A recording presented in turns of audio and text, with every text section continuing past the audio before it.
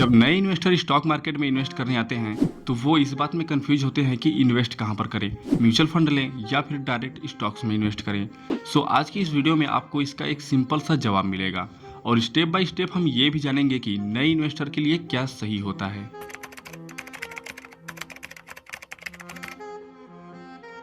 तो सबसे पहले ये समझते हैं कि आखिर म्यूचुअल फंड होता क्या है। देखिए, म्यूचुअल फंड दो शब्दों से मिलकर बना है। पहला है म्यूचुअल और दूसरा है फंड, जिसमें म्यूचुअल का मतलब ये होता है कि कॉमन एंड फंड का मतलब तो आप जानते ही होंगे। देखिए, म्यूचुअल फंड का मतलब कुछ और नहीं बल्कि एक ऐसा फंड है जिसमें काफ़ी सारे लोगों का पैसा कलेक्ट किया जाता है और कलेक्ट हुए पैसे को बड़े बड़े प्रोफेशनल फंड मैनेजर अपने रिसर्च और एनालिसिस के अकॉर्डिंग अलग अलग कंपनी में इन्वेस्ट करते हैं। देखिए, म्यूचुअल फंड उन लोगों के लिए बेस्ट है जिनको स्टॉक मार्केट की डीपली नॉलेज नहीं है या फिर उन लोगों के लिए जिनके पास एनालिसिस एंड रिसर्च के लिए टाइम नहीं है। म्यूचुअल फंड एक safe, easy and long term के लिए एक अच्छा ऑप्शन है।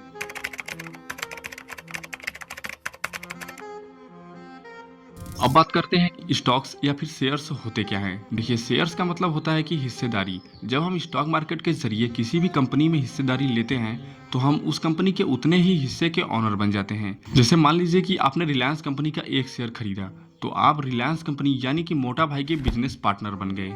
शेयर्स या फिर डायरेक्ट स्टॉक्स में इन्वेस्टमेंट करना बहुत ज़्यादा रिस्की हो सकता है क्योंकि इसमें आपको रिसर्च एंड एनालिसिस खुद से करना पड़ता है, लेकिन इसमें प्रॉफिट भी ज़्यादा हो सकता है। तो अगर आपको स्टॉक मार्केट की डीपली नॉलेज है तो डायरेक्ट स्टॉक्स में इन्वेस्टमेंट करना एक सही ऑप्शन हो सकता है, मगर ध्यान से।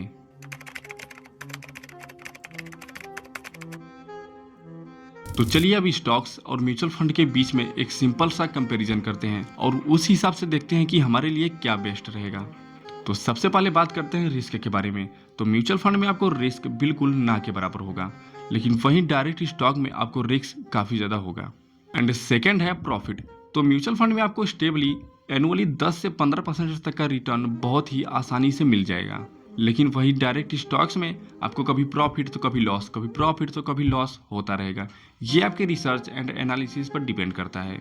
And third is research. तो बात करें अगर रिसर्च की तो म्यूचुअल फंड में आपको रिसर्च एनालिसिस ये सब कुछ भी नहीं करना पड़ेगा।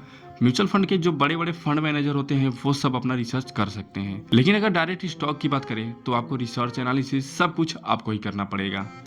अब अगर बात करें स्टार्टेड अमाउंट की तो आपको म्यूचुअल फंड में मिनिमम 100 रुपये तो चाहिए इन्वेस्टमेंट करने के लिए, लेकिन अगर वही डायरेक्ट स्टॉक की बात करें तो आप 1 रुपये से कम में भी इन्वेस्टमेंट स्टार्ट कर सकते हो, क्योंकि बहुत सारे ऐसे कचरा स्टॉक है जिन्हें आप पेनी स्टॉक्स भी कहते हैं। उनमें आप 50 पैसे, 30 पैसे, 20 पैसे या फिर जितने भी के होंगे उसमें स्टार्ट कर सकते हो। अब बात करें अगर टाइम की तो आपको म्यूचुअल फंड में बिल्कुल ना के बराबर टाइम चाहिए और वही डायरेक्ट स्टॉक्स में आपको रिसर्च एनालिसिस ये सब करने के लिए आपको बहुत ज़्यादा टाइम चाहिए।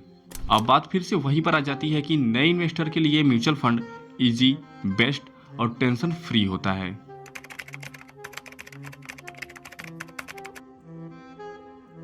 चलिए एक एग्जांपल के साथ भी समझ लेते हैं। मान लीजिए कि दो फ्रेंड्स हैं, रवि और अंकित।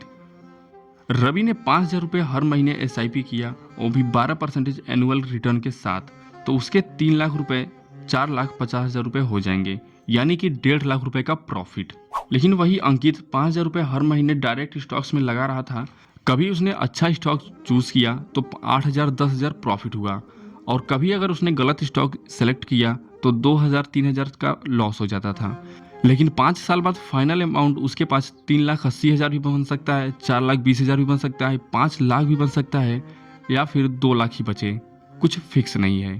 तो इस एग्जाम्पल से हमें यह समझ में आया कि रवि को मिला स्टेबल ग्रोथ और वो भी बिना स्ट्रेस के, लेकिन वहीं अंकित को मिला मिक्स्ड एक्सपीरियंस, कभी लॉस कभी प्रॉफिट, कभी लॉस तो कभी प्रॉफिट। यानी कि म्यूचुअल फंड में रिस्क कम होता है और रिटर्न प्रेडिक्टेबल होता है, लेकिन वही स्टॉक्स में रिस्क ज़्यादा होता है और इनकम फिक्स नहीं होता और आपको हमेशा एक्टिव ही रहना पड़ेगा। सो ये सब देखने और समझने के बाद मेरा सजेशन ये है कि स्टार्ट करो पहले म्यूचुअल फंड से, उसके बाद धीरे धीरे स्टॉक मार्केट को सीखो, फिर दोनों का मिक्स बनाओ, सेफ भी और स्मार्ट भी। बाकी कमेंट करिए कि आप अपना इन्वेस्टमेंट जर्नी कैसे स्टार्ट कर रहे हो। एंड ऐसे ही और वीडियोस के लिए चैनल को सब्सक्राइब जरूर करें, और हाँ, वीडियो को लाइक करना मत भूलिएगा।